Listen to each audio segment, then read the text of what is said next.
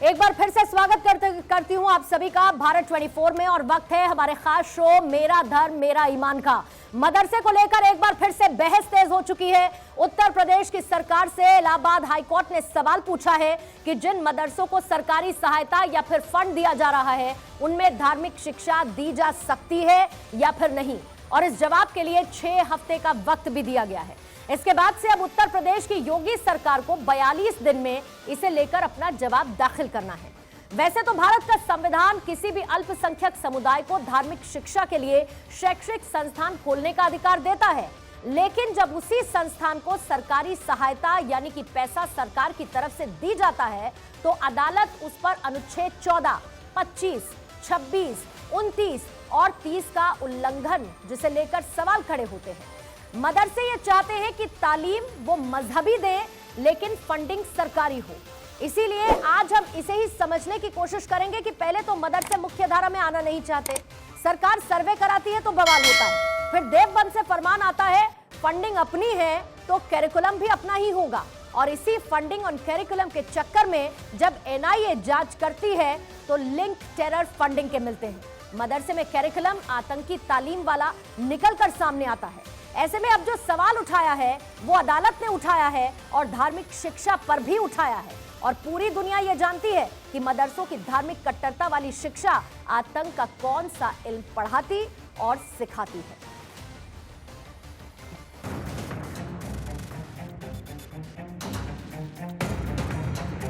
शिक्षा के नाम पर मजहबी कंटेंट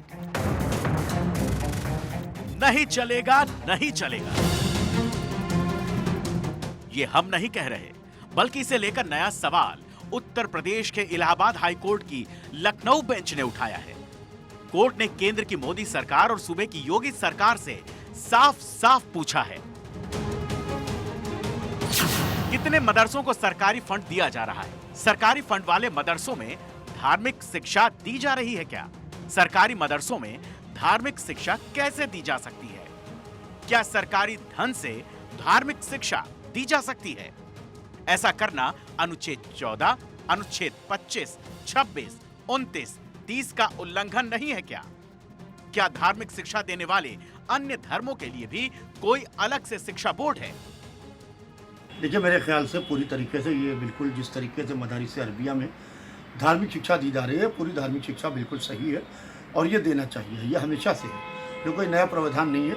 ये आज़ादी के बाद से जब से ये कानून बना है तब से मदारिस अरबिया में धार्मिक शिक्षा दी जा रही है। और बहुत से मदारिस अरबिया हैं, कुछ मदरसे सरकारी गिरान पर आते हैं, एडेड मदरसे हैं, कुछ नॉन एडेड मदरसे हैं। जो एडेड मदरसे हैं उसमें दिया जा रहा है।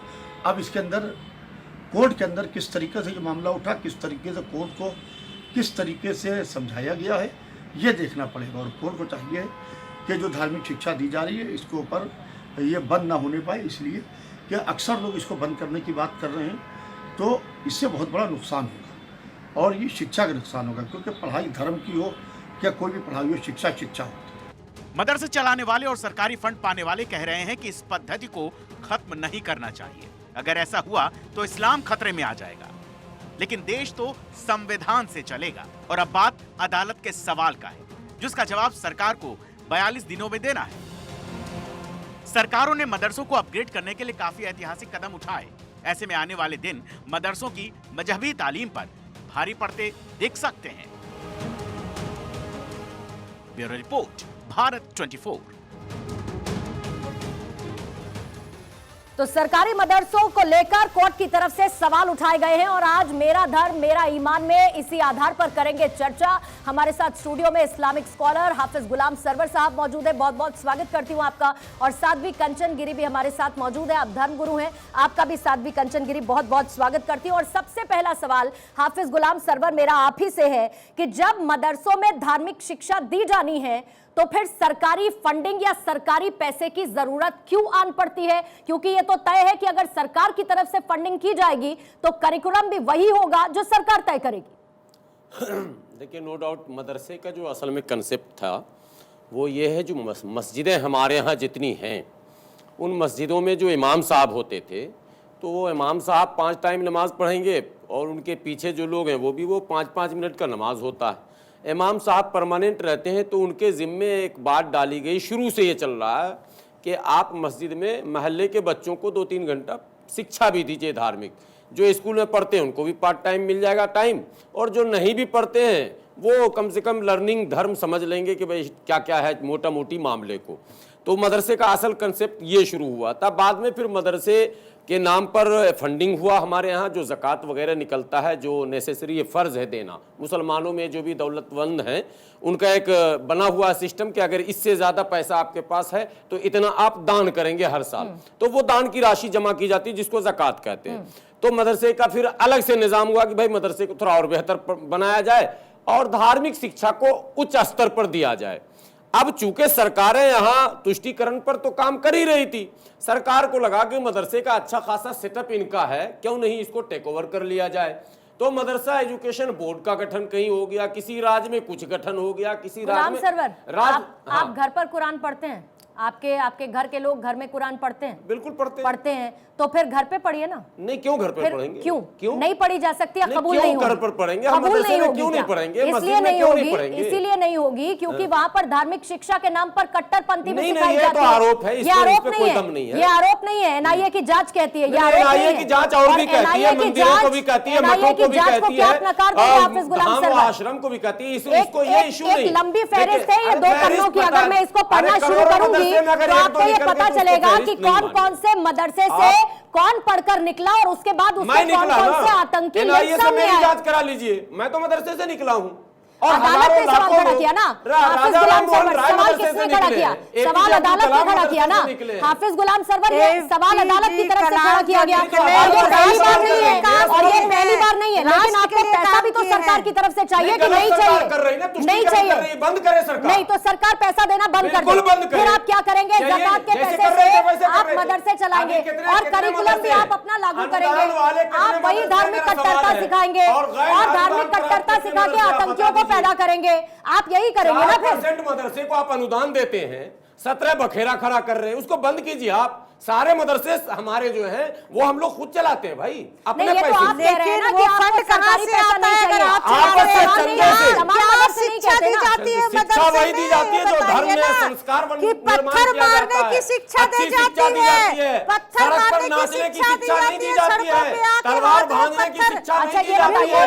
देखिए तलवार लेके चलते हैं, लेकिन आए लोग नमाज पढ़ के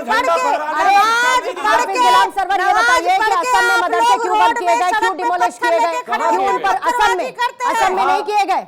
असम में नहीं किए गए। अरे वो तो नहीं क्यों किए गए? ऐसे ही कर दिए, बस बुलडोजर चला दिया और मदरसे गिरा दिए। मतलब उसका कोई कनेक्शन नहीं है।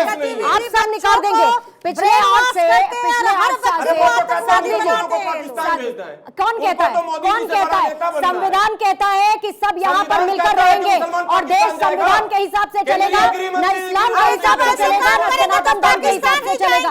ये देश संविधान के हिसाब से चलेगा, लेकिन आप लोग संविधान के हिसाब से देश को चलाने नहीं देंगे। आप लोग अपनी धार्मिक कट्टरता लेकर आएंगे, आप अपनी धार्मिक कट्टरता लेकर आएंगे। आप संविधान के हिसाब से देश, संविधान तो कहता है कि सबको बराबरी की शिक्षा दी जानी चाहिए, तो क्या मिलती है? क्यों बाकी की भाषाएं क्या यूनिवर्सिटी में नहीं पढ़ाई जाती? हाफिज गुलाम सरवर, क्या बाकी की भाषाएं क्या यूनिवर्सिटीज में पढ़ाई नहीं जाती? वहां पर आप जाएंगे नहीं तो पढ़ाई जाती है या नहीं पढ़ाई जाती? भाषा अलग चीज है, मैं कहती हूँ कि अलग चीज है। नहीं तो आप अपने घर में नहीं, साध्वी जी, अरे 2 मिनट का कुरान पढ़िएगा आप, उसके लिए मैं ये कह रही हूँ हाफिज गुलाम सरवर, क्या आप अपने बच्चों को धार्मिक शिक्षा घर में नहीं दे पा रहे? हिंदी संस्कृत हाफिज गुलाम सरवर, क्या आप अपने बच्चों को घर में धार्मिक शिक्षा नहीं दे पा रहे हैं? कैसे इस्लाम धर्म को मानना है, उसका पालन करना है, या घर में नहीं? हम तो कह रहे हैं नहीं, तो आप अगर सरकारी फंडिंग भी लेंगे तो सरकार के करिकुलम के हिसाब से चलना पड़ेगा ना। मैं तो आपके चैनल से तो क्या करेंगे फिर? क्या करेंगे फिर? आतंकी पैदा करेंगे? आतंकी पैदा करेंगे फिर? आप आतंकी पैदा करेंगे फिर? दारुल उलूम देवबंद जो है नदवा है, वो सरकार के पैसे। आप तो निजाम मुस्तफा और गजवा हिंद की बात करते हैं मदरसों में, तो देश उससे चलेगा क्या? देश मेरे ख्याली पुलाव नहीं है। आप एनआईए जांच एजेंसी पर सवाल उठाएंगे। एनआईए किसके बेस पर चलती है? एनआईए किसके बेस पर चलती है? एनआईए की जांच किसके कहने पर होती है? हाफिज गुलाम सरवर, लॉजिकल बात कीजिए ना, लॉजिकल बात कीजिए। ये बताइए कि एनआईए की जांच को, एनआईए जो जांच करता है वो किस आधार पर करता है? हवाई कर देता है क्या? क्या ये प्रोपेगेंडा के तहत एनआईए भी चल रहा है क्या? कितने आतंकियों के कितने टेरर लिंक्स बताए? मैं आपको पढ़ के बताती हूँ किस किस को बताए। मैं आपको बताती हूँ तो कौन सपोर्ट करता है बाबा को? बिल्कुल बंद होने चाहिए, बिल्कुल जेल में बंद होने चाहिए। कोई सपोर्ट नहीं करता, होना चाहिए उनको भी जेल में, होना चाहिए उनको भी जेल में। लेकिन ऐसे मदरसे जो धार्मिक कट्टरता सिखाते हैं, जिनके पास पैसे आते हैं, उनके टेरर लिंक्स निकलते हैं, उन पर भी बुलडोजर ही चलना चाहिए। उन पर बुलडोजर हाफिज गुलाम सरवर चलेगा। और न जाने हेमंत बिस्वा शर्मा जैसे कितनी सरकारें एक्शन लेंगी अगर आपके पैसे से, अगर आप किस पर चले जाएंगे? उनकी तरफ से कार्रवाई, कोई फर्क नहीं पड़ता, गलत पर कार्रवाई कीजिए, कौन रोक रहा है? वो करेंगे, इनकी सोच अदालत अपना काम करेगी, एनआईए अपना काम भाई अदालत से अदालत आप पूरे मदरसे के लिए स्पोक्सपर्सन तो नहीं है ना? नहीं आप ये जानकारी देख लीजिए, स्क्रीन पर आपके सामने है ना सिमी और मदरसे का कनेक्शन। मैं आपको पढ़ के भी बता देती हूँ, सुनिए हाफिज गुलाम सरवर, सुनिए हाफिज गुलाम सरवर आगे बंद करने का बदल नहीं जाती।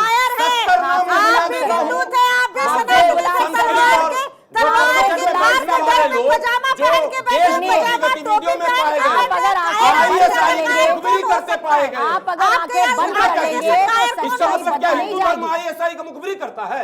अगर कोई हिंदू पकड़ा गया, कोई शर्मा पकड़ा गया तो पूरी बिरादरी को लोग लेंगे। बताइए साध्वी, मैं नाम बता देता हूँ, शर्मा जी पकड़े गए, मिश्रा जी पकड़े गए, दुबे जी पकड़े गए, चौबे जी पकड़े गए, आईएसआई पकड़ा गया, अशरफ पकड़ा गया, तौसीफ पकड़ा गया, न जाने ऐसे कितने नाम है जो पकड़े गए। और आइए मैं आपके लिए पढ़ देती हूँ, आइए मैं आपके लिए और जानकारी आपको दे देती हूँ कौन कौन है। सुनिए,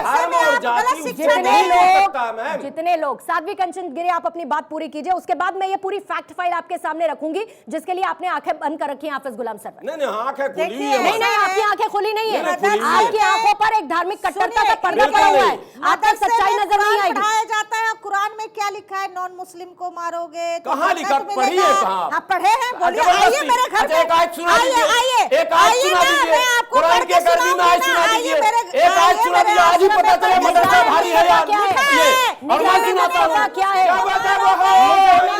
क्या है हाफिज गुलाम सरवर, निवाज़े मुस्तफा क्या है? निज़ामे मुस्तफा क्या है बताइए ना। तब धारा प्रभु विविध शरीरा हरहि दयानिधि सज्जन पीरा। ये मदरसे का दम है। एक आयत कुरान का सुना दीजिए अरबी में, एक आयत कुरान का सुना दीजिए अरबी में, मान जाऊं मैं।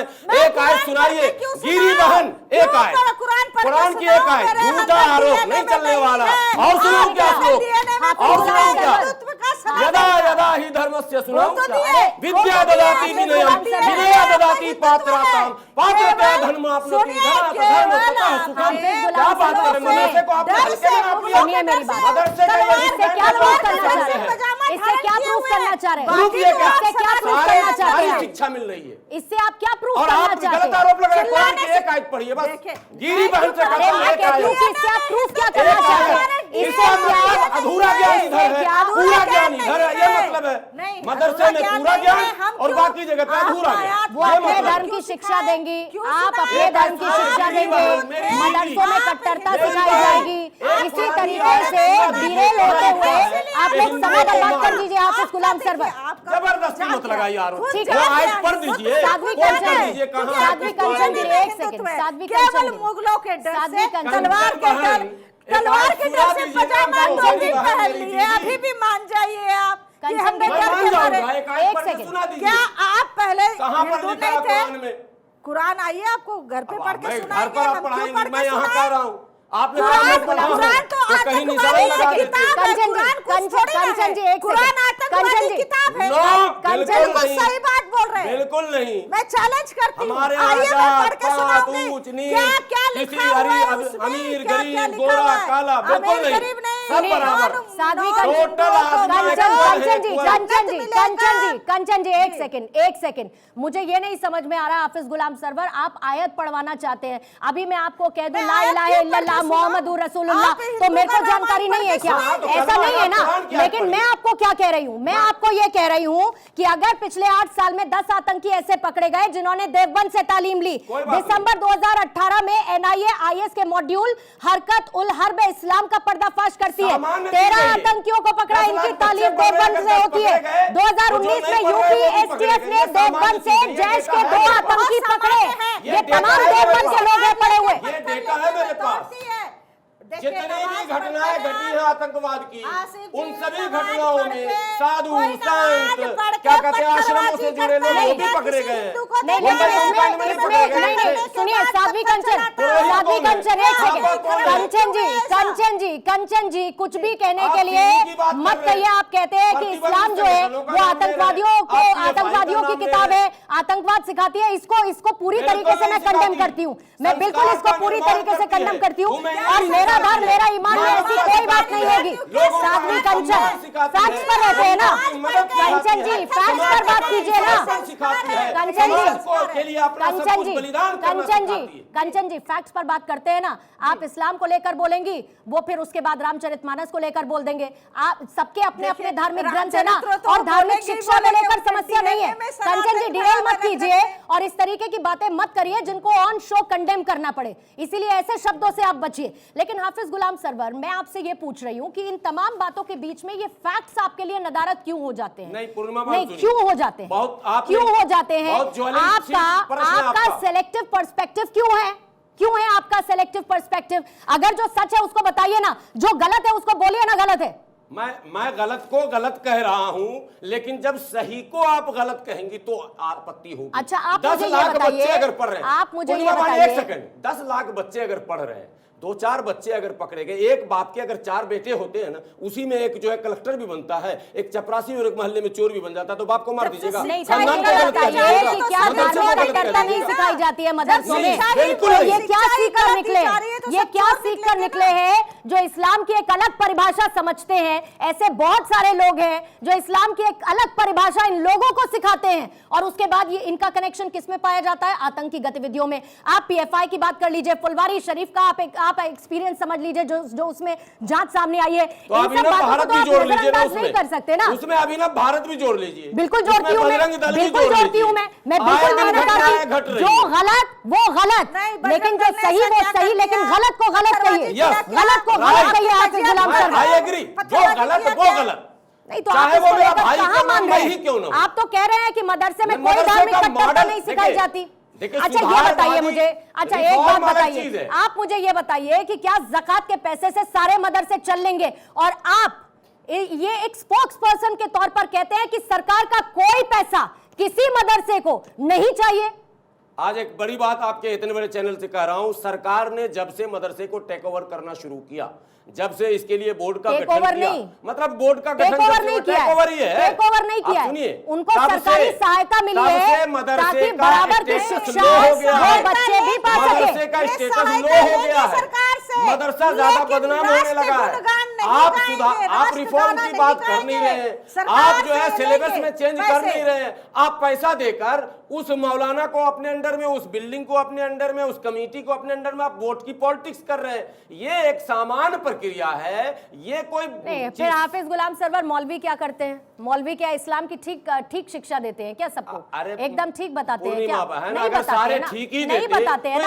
लेकिन साध्वी कंचन, लेकिन पूरा आप मेवात देख लीजिए किस तरीके से जलता हुआ नजर आ रहा है। क्या हालत बनी हुई है। घर बेचना है के पोस्टर लगे हैं। कश्मीर किस तरीके से जलता हुआ नजर आया, कश्मीर किस तरीके से जलता हुआ नजर आया, कितनी कट्टरता नजर आई। आज भी कश्मीर में जो कुछ भी होता है, क्या आप उसको, जो कुछ भी हुआ आप उसको नकार देंगे क्या? अब आप देखिए, पहले भौगोलिक माने जो भौगोलिक डिस्प्यूट है, जो पॉलिटिकल, सबको आप मिलाइए मत। अब आप कश्मीर पहुंच गए, मैं क्यों नहीं जाऊंगी? कश्मीर भारत का अभिन्न हिस्सा है। कश्मीर भारत का अभिन्न हिस्सा है। कश्मीर भारत का अभिन्न हिस्सा है। कश्मीर भारत का अभिन्न हिस्सा है और आप इसको नहीं मानते। इसी को मैं कट्टरता कहती हूँ, इसी को मैं कट्टरता कहती हूँ। जब आप कश्मीर को भारत का अभिन्न हिस्सा नहीं मानते, मैं इसी को कट्टरता कहती हूँ। तो मैं बात करूंगी कश्मीर की, मैं बात करूंगी कश्मीर में जो कुछ भी होता है, मैं बात करूंगी कश्मीर की जिसमें स्टोन पेंटिंग के लिए, जिसमें पत्थर फेंकने के लिए पैसे दिए जाते हैं, जिसमें पत्थर फेंकने। साध्वी कंचन एक बात बताइए, अभी अभी उत्तर प्रदेश में जब रामनवमी चल रही थी तो 1-1 लाख रुपए हर डिस्ट्रिक्ट को दिया गया कि नहीं? बिल्कुल दिया गया, दिया गया। तो वो कैसे सही, वो कैसे सही? देखिए ऐसा है कि आज दिया जा रहा है, पहले तो मौलाना हर बार दिया जाएगा? नहीं, हर बार दिया जाएगा, हर बार दिया जाएगा। अब ऐसे ममता बनर्जी ने तो वैसे ही कह दिया था कि मुझे तो आशंका थी, जो हमने जलता हुआ हावड़ा देखा उसको लेकर तो उन्होंने पहले ही कह दिया था रूट मत पकड़ना, मुझे तो आशंका है यहाँ कुछ हो जाएगा। हुआ ना? देख लीजिए, नहीं तो वही ममता बनर्जी तो रास्ते तय करती है कि कहाँ से रामनवमी की यात्रा निकलनी है और कहाँ से नहीं निकलनी है। ये जो सेलेक्टिव पर्सपेक्टिव है ना, ये जो सेलेक्टिव पर्सपेक्टिव है ना, नहीं